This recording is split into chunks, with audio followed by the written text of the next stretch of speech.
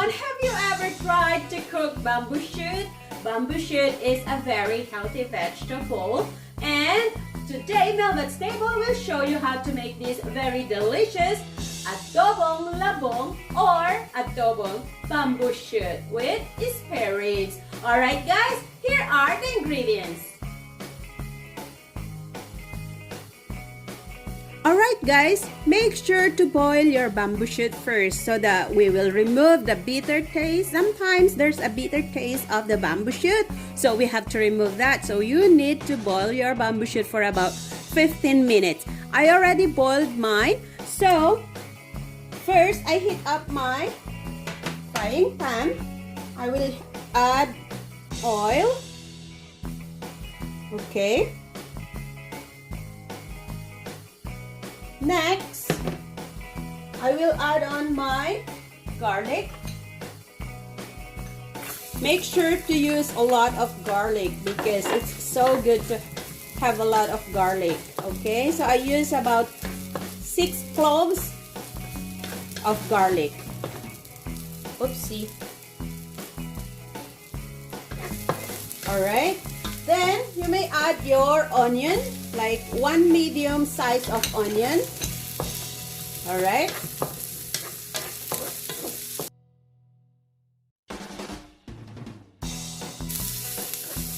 We'll just wait until we can smell the aroma of this garlic and the onion. Alright guys. So, mas masarap kasi pag naaamoy natin yung bango ng ating mga niluluto. Right? Kaya, hintayin lang natin siyang medyo maluto ng konti.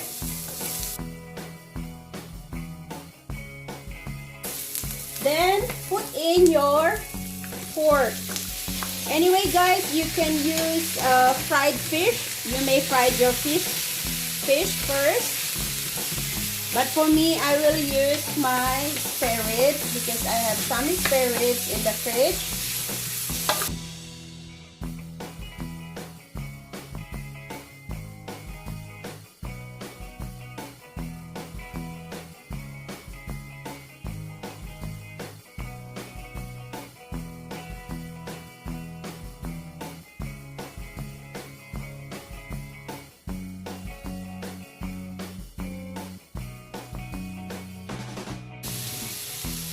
Okay guys, so we will add now the vinegar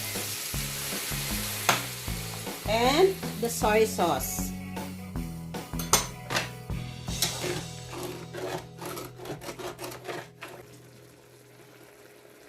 Alright guys, tatakpan lang muna natin ito hanggang sa lumambot yung ating pork. I will put my heat into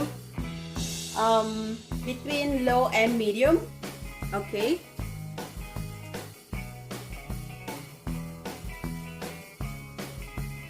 Alright guys, after about check your meat if it's soft already. Anyway, then you can now add your labong bamboo shoot. Look at that.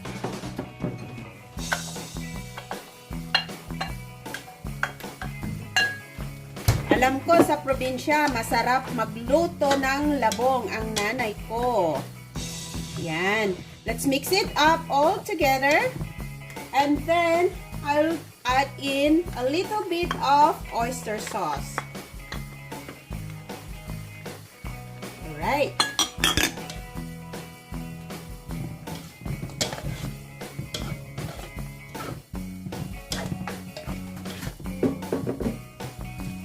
I-mix lang natin siya guys. And then, patutuyuin natin siya kasi masarap yung adobo na tuyong-tuyo. Okay. So, there's still sauce on it. So, we'll just dry it up. Okay. And we'll continue to cook our bamboo shoot.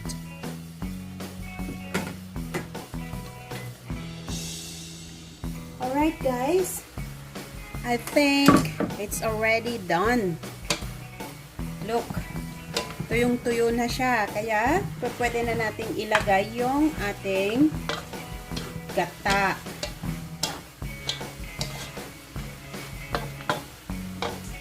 Now, we'll add the coconut milk.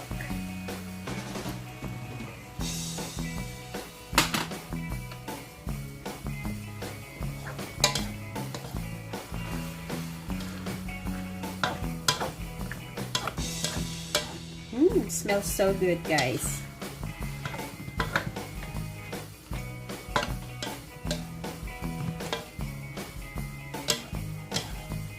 So we'll dry it up a bit, okay?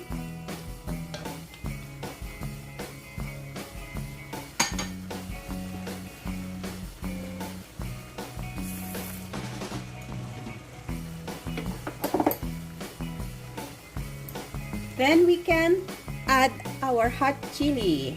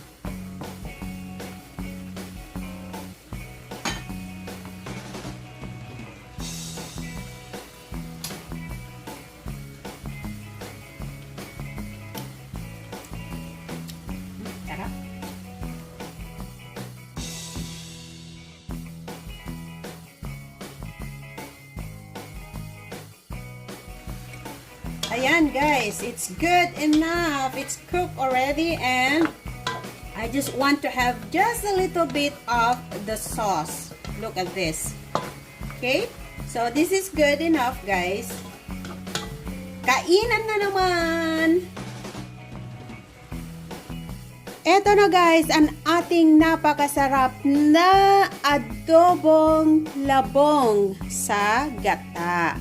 Try this guys. I'm very sure you will like it. This is a very healthy and delicious recipe from Mhelbeth's table. Alright, thank you so much to all my subscribers, and if you are new on my channel, please don't forget to click on the subscribe button and the notification bell so you'll always be updated every time I will post a video in my channel. Thank you so much. Until next time again. Bye bye.